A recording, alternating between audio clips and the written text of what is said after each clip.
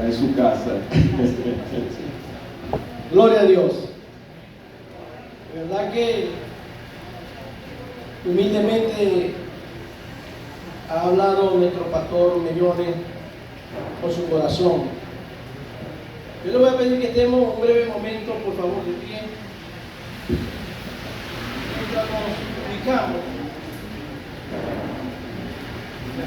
Fíjense que el pastor comenzó diciendo que era una fiesta dedicada al Espíritu Santo. Y mire, verdaderamente el honor más grande que nosotros tenemos es poder hoy conmemorar ese día glorioso, ese día maravilloso, donde el Espíritu Santo, el Espíritu de la promesa, fue derramado en el corazón de los creyentes de la iglesia del primer siglo.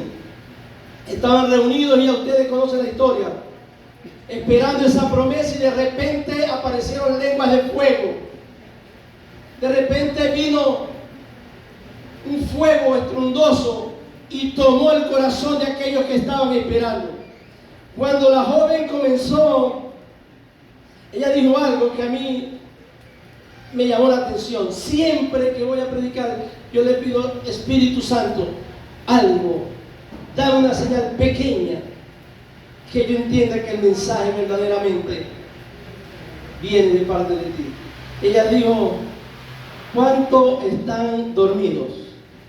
Esa fue la pregunta, y a mí me impactó, porque parte de la enseñanza tiene que ver con las palabras de Pablo que le dio a la iglesia de Éfeso. Sin embargo, vamos a comenzar. El título que le he puesto a esta enseñanza me sorprendió también cuando el pastor Mellones adentro me dice cuál era el motivo: volviendo al Pentecostés. Y ese es el tema: volver al Pentecostés mediante la comunión del Espíritu Santo. No hay otra manera de decir volvamos a Pentecostés si el Espíritu Santo no está presente en esa actividad, en esa acción. No podemos decir estamos celebrando el Pentecostés y aquel que fue el producto enviado por Dios, la persona del Espíritu Santo, para que trayera ese gozo permanente, ese despertar a la iglesia que estaba naciendo, una iglesia que todavía era temerosa, y que cuando recibe al Espíritu Santo se convierte en una iglesia de poder, de denuedo. Es precisamente el apóstol Pablo quien posteriormente tiene un encuentro con Jesucristo, que comienza a llamar a las iglesias a volverse a la comunión del Espíritu Santo. El apóstol Pablo, en 2 de Corintios, cito esto y nos sentamos, en el capítulo 13, versículo 14, él les va a decir lo siguiente, muy conocido por toda la iglesia. Él dice: la gracia de nuestro Señor Jesucristo, el amor de Dios, el Padre, y la comunión con el Espíritu Santo sea con todos vosotros. Ese es el tema, ese es el texto de arranque. Puede sentarse. Le damos gracias a Dios por la iglesia Avivamiento. Le damos gracias a Dios por la iglesia Avivamiento, y sé que hablaba con el pastor Mellones allá, y sé que Dios tiene grandes cosas con esta iglesia. ¿Cuánto lo creen? Es lo primero que nosotros tenemos que creer, es que Dios tiene propósitos grandes con esta iglesia. Es que tenemos que creer que Dios está en medio de nosotros y que Dios está con nosotros. Eso era lo que se predicaba, eso era lo que decía Jesús: os conviene que yo me vaya, porque si yo no me voy no va a venir el Consolador. Y ahora Él no estará simplemente con nosotros, sino que estará en nosotros. Está con vosotros y está en vosotros. No puede haber un Pentecostés si el Espíritu Santo no es palpable en la vida del creyente. No podemos decir que una iglesia es pentecostal o una iglesia tiene el gozo del Espíritu si no vemos manifiesto, primeramente en el liderazgo, en los miembros, ese poder maravilloso del Espíritu Santo? Es el Espíritu Santo quien funda en sí el nacimiento de la iglesia del Señor. Es lo que anunciaba Jesús: el reino de Dios se ha acercado. Es lo que dice Pedro en el sermón después del Pentecostés. Esto es lo que dijo el profeta Joel: en los postreros tiempos derramaré de mi espíritu sobre toda carne. Y dice las consecuencias: y todos profetizarán, siervos y siervas, los ancianos verán visiones. No podía quedar la iglesia igual, no podía ser lo mismo luego del advenimiento del Espíritu Santo. Y es Pablo, en el versículo que citamos, quien precisamente hace estos llamados a volver a la iglesia al Espíritu Santo de Dios. Pablo fue pionero sobre el nacimiento de muchas de las iglesias. Pablo fue uno de los fundadores de la mayoría de los libros que tenemos en el Nuevo Testamento. Y es Pablo quien es seleccionado por Dios precisamente para revelarle algunos misterios, como la redención de los gentiles, como el rapto, como el glorioso advenimiento y lo que traería sobre la iglesia. Es precisamente este apóstol a quien Dios usa de una manera poderosa para que el propósito de Dios se cumpliera, que era el nacimiento de la iglesia. Era Dios ahora habitando con nosotros y en nosotros. Pablo a la iglesia de Corintios le envía 2 cartas. En la primera carta le hace algunos elogios. Uno de los elogios que Pablo le dice a la iglesia es que ellos tenían dones suficientes, que no les faltaba nada en ningún don. Sin embargo, Pablo les dice que los iba a tratar como carnales, porque se había divisado en esa iglesia disensiones, pleitos, contienda, parcelamiento. Uno decía: yo soy de Pablo, yo soy de Apolo, yo soy de Cefas, o yo soy de Cristo. Y a Pablo se le envía un informe donde él redacta ahora una carta y hace algunos llamados de atención. Pero en el capítulo 1:9 es la primera vez que él le dice a la iglesia de Corintios lo siguiente: fiel es Dios, después de alabarlo por los dones que esta iglesia tenía, dice: fiel es Dios, por el cual fuiste llamado a la comunión con su Hijo Jesucristo nuestro Señor.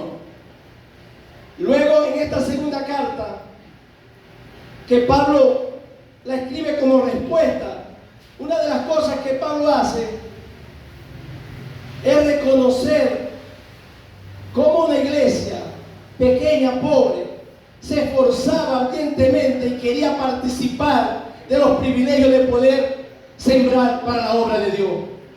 Una iglesia que no era numerosa, una iglesia que no era reconocida por toda la riqueza, es la que Pablo resalta allí. Y Pablo se regocija porque la iglesia de Corintios se había arrepentido de algunas cosas, pero había quedado entre ellas un grupo de personas que le eran hostiles, y Pablo en la carta defiende el ministerio como apóstol. Pero lo que nos llama la atención es lo que él dice al final de la carta: vuelvan a la comunión con el Espíritu Santo. Es Pablo quien anima a las iglesias a volver a la comunión con el Espíritu Santo, porque Pablo fue un pionero usado poderosamente por Dios a través del Espíritu Santo. Pablo, como nosotros sabemos, fue seleccionado en el capítulo 13 en una reunión donde estaban orando y ayunando, y la Biblia que el Espíritu Santo fue quien dijo: apartame a Pablo y a Bernabé para la obra que yo le he encomendado. Como Dios apartó a la iglesia Avivamiento, apartame a esta iglesia, porque haré cosas grandes en ella y con ellos. Eso es lo elemental de este momento. Es importante reconocer que Pablo llama a las iglesias a volver al Espíritu. ¿Qué estaba pasando? ¿Por qué ese llamado de volver al Espíritu? Que Pablo fue el fundador y Pablo sabía de primera mano cómo la iglesia había nacido, cómo la iglesia había crecido, cómo se multiplicaba el número de los discípulos, cómo la iglesia tuvo un tiempo de gozo y de perenne presencia del Espíritu Santo. ¿Cómo era que esta iglesia sobresalía? Algo estaba pasando dentro de este grupo de personas que se reunían. Y Pablo, habiendo visto eso, ahora nota que algo estaba pasando. Tal vez la costumbre, tal vez el seguimiento de la liturgia y la comodidad, tal vez el acostumbrismo de que daban por sentado que las cosas iban a seguir siempre así, los fue llevando a un enfriamiento. Fueron cayendo sin darse cuenta en un sueño, en un letargo espiritual. Y el apóstol dijo esta palabra: la comunión con el Espíritu Santo es necesario que esté perenne en la iglesia. Sin el Espíritu Santo no hay iglesia. Sin el Espíritu Santo, la iglesia se convierte en un club. La iglesia se convierte en una estadía para hacer algo diferente de lo que hicimos el resto de la semana. Sin el Espíritu Santo, solo venimos a compartir, a mirar nuevas caras y a saludar. Y era lo que Pablo decía que no debía de pasar.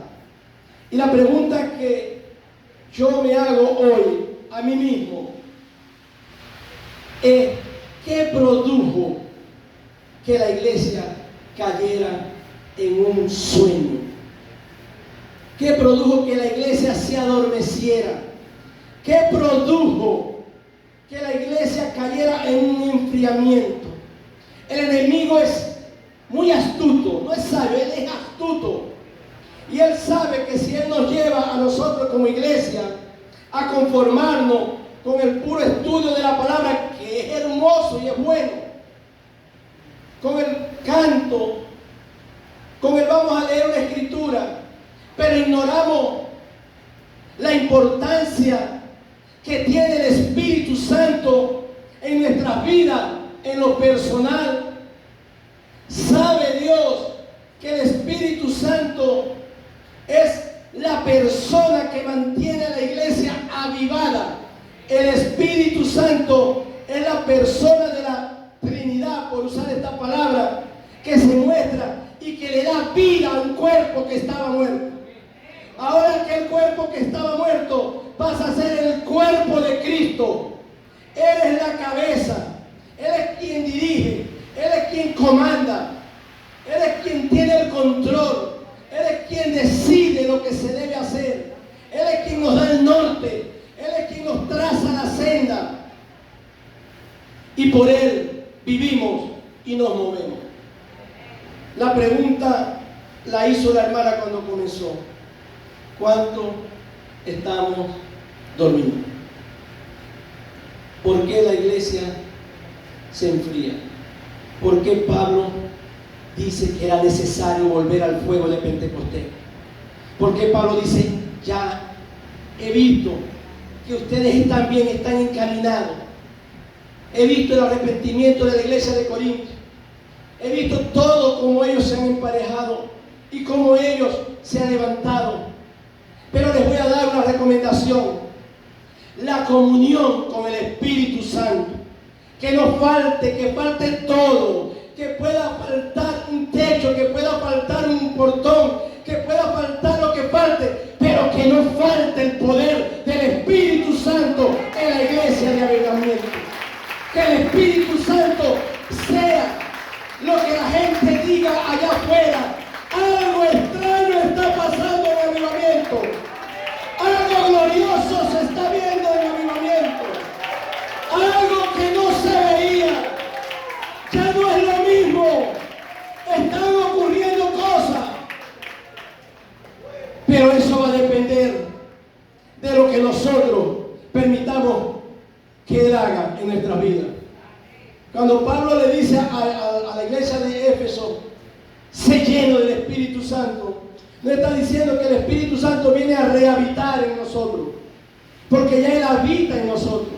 Él está diciendo cuánto de nuestro ser Él domina. Ser lleno es cuánto de Él hay en mí. Cuánto de ese Espíritu se manifiesta visiblemente en nosotros. Y yo puse la pregunta que hizo la hermana, por eso me sorprendí. ¿Por qué se duerme la iglesia? Y en el libro de los Efesios hay una respuesta. Una iglesia que Pablo ni siquiera exhorta.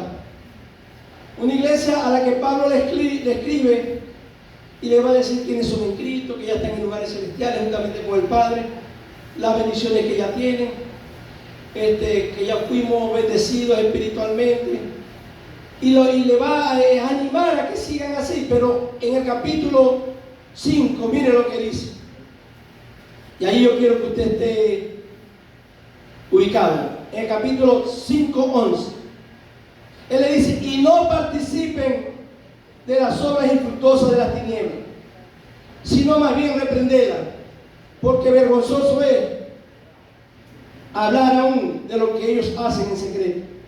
Mas todas las cosas, cuando son puestas en la evidencia por la luz, que es el Espíritu Santo quien hace que todo salga a la luz, es lo que manifiesta todo. Por lo cual dice, y el apóstol Pablo se va a agarrar de Isaías 61 para hablarles a ellos. Isaías 61 dice más o menos lo que el versículo 14 expresa: despiértate tú que duermas y levántate de los muertos y te alumbrará Cristo. Mirad pues con diligencia cómo andéis, no como necios sino como sabios, aprovechando bien el tiempo, porque los días son malos. Por tanto, no seáis insensatos, sino entendidos de cuál sea la voluntad del Señor. No os embriaguéis con vino, en lo cual hay disolución. Antes bien, sé lleno del Espíritu Santo de Dios. Sé lleno del Espíritu de Dios. Dos versículos que hoy vamos a estudiar. El versículo 14, despiértate tú que duermes. Y el versículo 19, sé lleno del Espíritu Santo. No se embriaguen con vino. Tal vez algunos teólogos opinan que había mucha gente que todavía no habían aceptado al Señor, no lo tenían en su corazón, y parte de la iglesia vivía allí, distraído con ellos. Son la opinión de algunos teólogos. Otro dice que aquí se usa la metonimia, que es una referencia de algo que representa un todo. No solamente está hablando del alcohol que puede dominar el cuerpo, la mente del ser humano. Él se está refiriendo a todo aquello que tome control de tu vida, que no sea el Espíritu Santo. Es como andar embriagados con vino. Que nada de este mundo sea lo que domine al cuerpo de Cristo. Que nada de este mundo sea lo que influencia a la iglesia avivamiento. Que nada de este mundo sea lo que nos influencia a nosotros en lo personal. Antes de que esto suceda, o para que eso no suceda, la solución es: sean llenos del Espíritu Santo de Dios.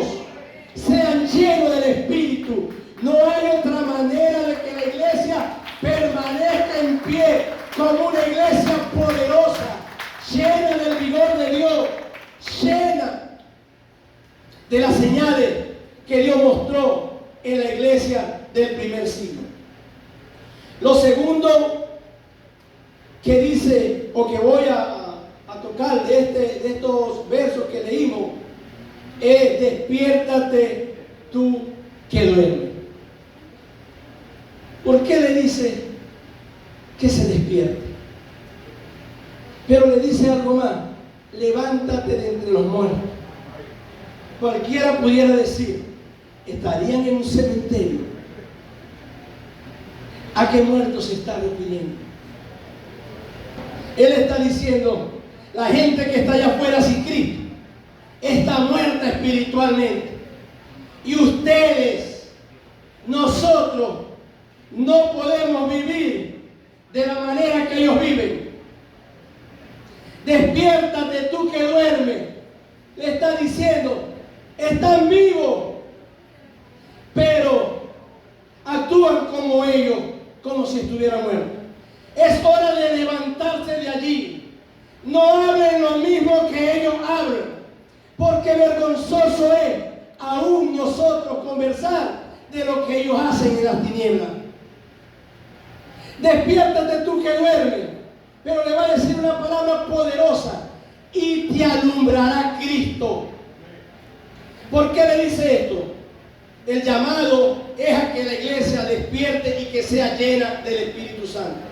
Debemos volver a la senda del Pentecostés. La iglesia está siendo permeada. La iglesia de Jesucristo está siendo golpeada. La iglesia de Jesucristo es la mirada que el maligno tiene enfocado en estos momentos.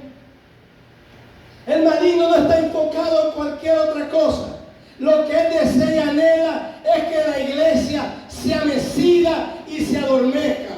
Es que la iglesia olvide el significado poderoso del advenimiento del Espíritu Santo. Es precisamente en la iglesia de Corinto que usa Pablo capítulo 12, 13 y 14 para hablar enfáticamente de los dones del Espíritu Santo. Y que ellos tenían que volver a como en el principio, que debían despertar, que debían sacudirse y no caer en ese letargo. ¿Qué lo había producido? Las actividades, habían caído ellos por las actividades cotidianas. No se vaya a confundir, no estoy hablando más de la liturgia, no estoy hablando más de lo que hacemos internamente en la iglesia, sino que se habían acostumbrado, que ya todo era monótono, que ya todo era costumbre, otra vez a ir a abrir las instalaciones, otra vez a hacer esto, y ya de tanto irse acostumbrando, fueron dejando el poder sagrado, el poder glorioso del Espíritu Santo, y lo fueron apocando, apagando, contristando, y estaban en la iglesia, pero el poder del Espíritu Santo no se veía. ¿Estaba en ellos? Sí. ¿Estaba en nosotros? Sí. Pero estaba tal vez contristado o apagado, porque no se puede concebir una iglesia que no se le vea el fuego del Espíritu Santo en todas las actividades que nosotros hagamos. Quien está ahora recordado en esta actividad no es el pastor Mellones, no es Luis Pirela, no es Audio Carque, no solo música. Esta actividad es para glorificar y honrar al poder de Dios enviado a la tierra. Es para que el Espíritu Santo sea glorificado y que sea visto por medio de la acción de la iglesia. Que el mundo sepa que hay una iglesia poderosa porque mantiene la comunión con el Espíritu Santo de Dios. Habían caído en la rutina y terminaron en un letargo. Mire lo que es un letargo. Un letargo es un adormecimiento profundo, intenso y prolongado. Es lo que significa letargo. La iglesia había caído en un sueño espiritual profundo. Lo bueno de esta cita es que se le dice despiértate. Entonces le dice, ¿y qué va a pasar cuando ustedes y yo nos despertemos? Te alumbrará Cristo. Te va a alumbrar Cristo por medio del Espíritu Santo, porque ya no está limitado. Él te va a alumbrar. ¿Y qué va a pasar? Que al levantarnos, Jesucristo con su brillo va a hacer que se genere una aurora espiritual que disipe las tinieblas del letargo. Y eso es lo que Dios está deseando en este tiempo, que nos levantemos en el poder del Espíritu Santo. ¿Qué hace que el letargo se produzca en la iglesia? Yo quiero que en esto, yo hice unos apuntes por acá que se los voy a leer. Mire lo que produce o lo que hace que se produzca ese adormecimiento profundo, espiritual y prolongado. Que comenzamos a ir a la iglesia, escuche bien, pero ya sin expectativas y sin ese fuego espiritual. Vamos para cumplir, para que el pastor vea que nosotros fuimos. Vamos por otras razones, pero ya no hay ese fuego espiritual. ¿Qué otra cosa pasa? Todavía oramos, pero ya no hay esa pasión y ese fuego del Espíritu en la oración. Oramos que terminamos hasta, a mí me ha ocurrido, comienzo a orar por una cosa y cuando hago así, estoy pensando en otra cosa. Digo, ¿qué estoy haciendo si estaba orando? Porque oramos y ya no hay esa pasión. Oramos y ya no está ese fuego. Leemos la Biblia, pero ya no hay la iluminación tan importante que genera el poder del Espíritu Santo de Dios.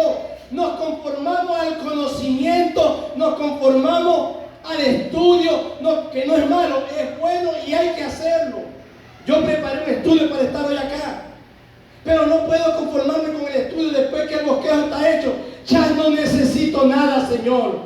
Te necesito solo a ti. Hoy día estoy cambiando mucho de lo que había puesto en el bosquejo, porque estoy dejando que sea el Espíritu Santo quien fluya por medio de mí, para que el Espíritu Santo nos diga de verdad qué es lo que tenemos que hacer hoy como iglesia y qué debemos hacer. Algunos que todavía no lo hemos recibido en el corazón. Venir al fuego del Espíritu. El mundo allá afuera se está preparando para momentos catastróficos, pero tiene que haber una iglesia triunfante, tiene que haber una iglesia poderosa, tiene que haber una iglesia llena del fuego del Espíritu, para que podamos contrarrestar. ¿Y sabe qué? A veces usted vive preocupado, amargado, y Dios está mirándole y nos dice, a ti es que te necesito, a ti es que yo quiero usar para quitar el dolor de aquellos que están en tinieblas, para levantar a aquellos que están entre los muertos, para que ilumines a toda la casa. Porque una luz no se esconde debajo del almud, sino que se pone en lo alto para que alumbre. Y el Señor dijo, así alumbren vuestras obras delante de la gente, para que entonces ellos también glorifiquen a Dios. Cantamos, pero ya no nos inspira la alabanza, ni nos estremece. Yo lo hablo por mí. Una vez en la Zulita fue invitado un predicador y el poder del Espíritu Santo cayó sobre mi vida. Yo recuerdo que caí de rodillas y yo saltaba literalmente de rodillas. Quedó grabado. Era algo tan glorioso que yo mismo no me explicaba después cómo yo saltaba, no con los pies, sino con las rodillas, y caía. Porque el fuego me había atrapado, porque la unción me había tocado. Pero es responsabilidad del sacerdote hacer que el fuego arda siempre en el altar y que ese fuego no se apague. El fuego no se apaga porque el Espíritu Santo quiere que se apague. El fuego se apaga porque la iglesia se adormece y va cayendo sin darse cuenta en un letargo espiritual. Y esto es lo que no quería Pablo que sucediera ni a la iglesia de Corintios ni a la de Éfeso. ¿Qué pasa, iglesia? ¿Qué están haciendo hoy día las iglesias? Seguimos el movimiento de la liturgia, y la fe cristiana la seguimos, pero ya no está aquella pasión, aquella guía, aquel susurro del Espíritu Santo. Y Dios quiere que volvamos a Pentecostés, pero no como quien celebramos simplemente que el Espíritu Santo vino un día, sino como quienes volvemos hoy a un reencuentro con el Espíritu Santo de Dios, como quienes apasionadamente dicen: es verdad lo que este hombre vino a decirnos, sí Señor, así me siento, me he adormecido, me he enfriado, ya leo la Biblia por un programa que me dieron, pero no resaltan aquellas palabras con poder que me iluminen. Mire, las prédicas que yo comencé a hacer, abría la Biblia y estaba leyendo, pero con amor de verdad, con deseo. Me estoy jactando, me estoy hablando de hace 30 años más o menos. El pastor Mellones sabe cómo comencé. Y yo leía la Biblia con esa pasión y de pronto, ¡pum!, yo veía un versículo que saltaba allí, de un versículo unas letras.